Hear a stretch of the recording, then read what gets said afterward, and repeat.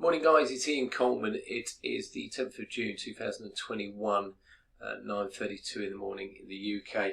Bit of a erratic day yesterday. It was a down day for me, small down day. I managed to sort of bank a little bit of sterling yen in the morning, but then went back in on a retest in the afternoon and got burnt on that.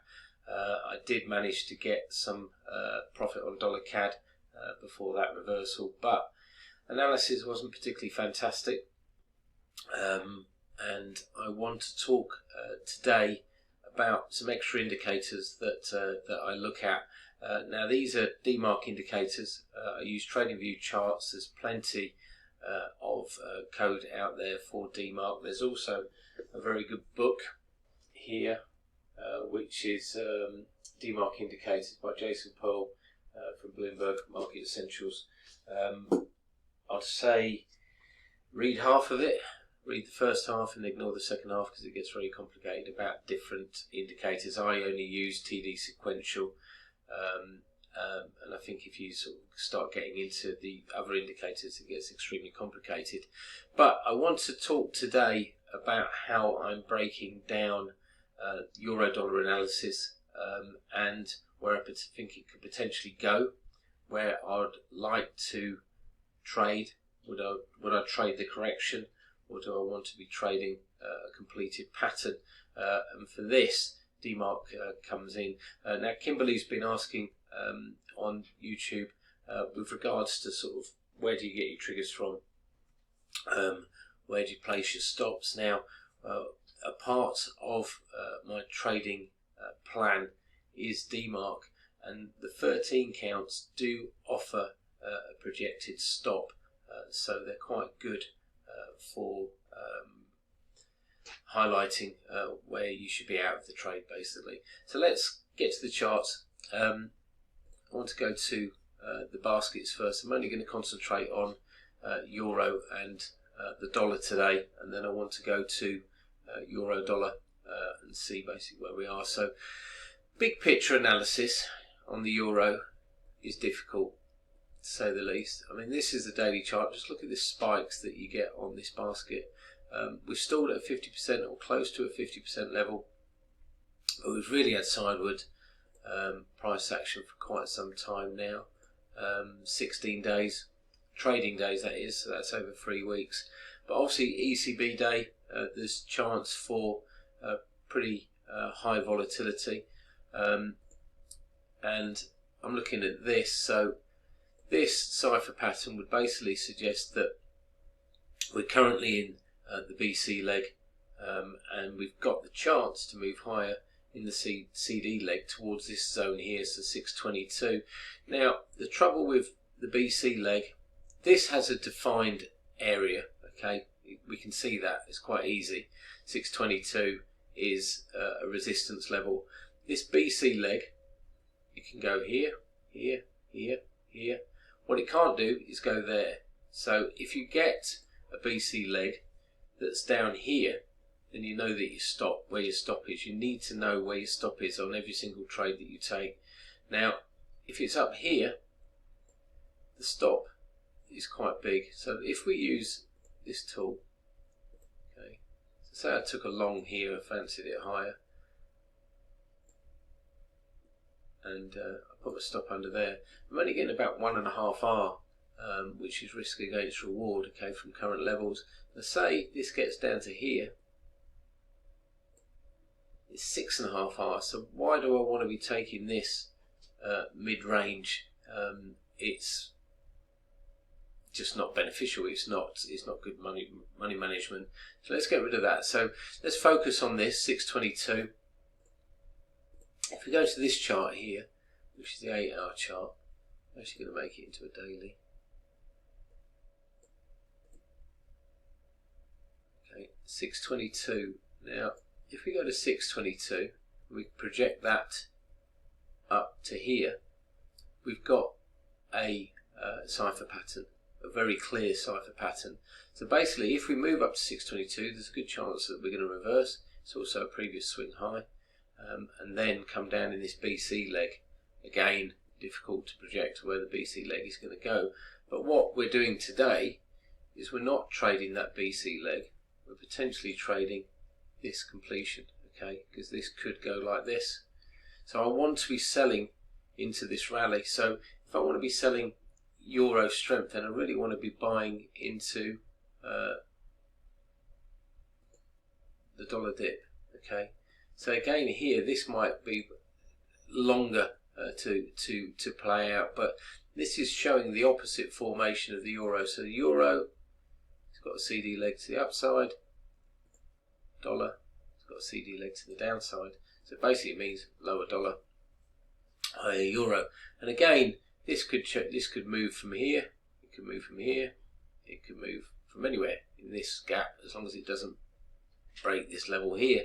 So again, if you want to be selling the dollar, you really want to be selling it up here, not at current levels. And in fact, we've actually got a small buy count on this, but that could quite easily change going into ECB. It's obviously a high volatility day.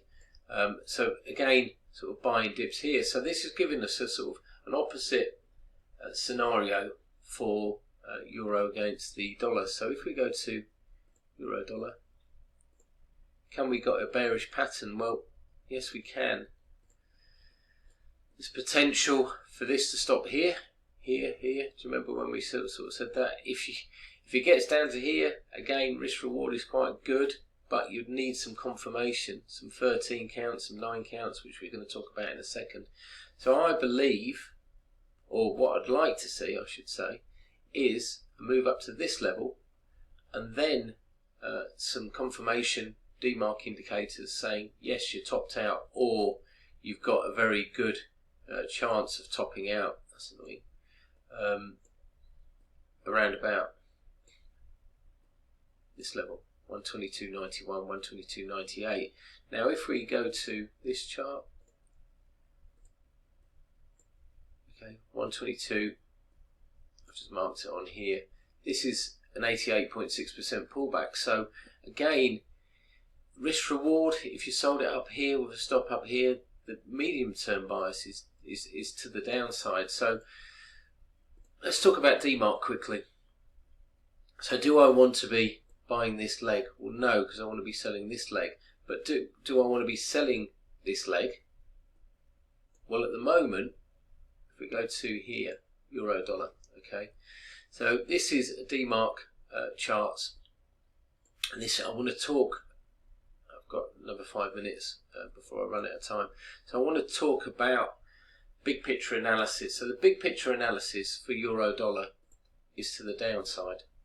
Okay, I still think that we move lower here before we get the next leg to the upside.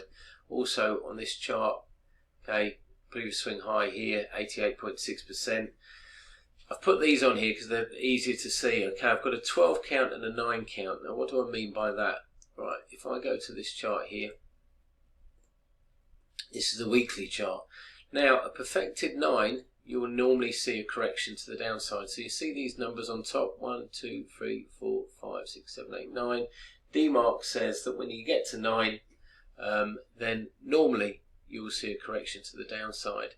Now 13, so we're only on a 12, these are the numbers underneath. I know they're green, but they're actually bearish, and the bullish ones are red, which is quite bizarre. So when this gets to 13, then that highlights a potential top. So basically what this is telling me is there's chance for a correction lower, but there's also chance for a topping formation. So if there's chance for a topping formation, do I want to be buying this leg to the upside? Not really, because I know that I'm getting towards the end of a trend.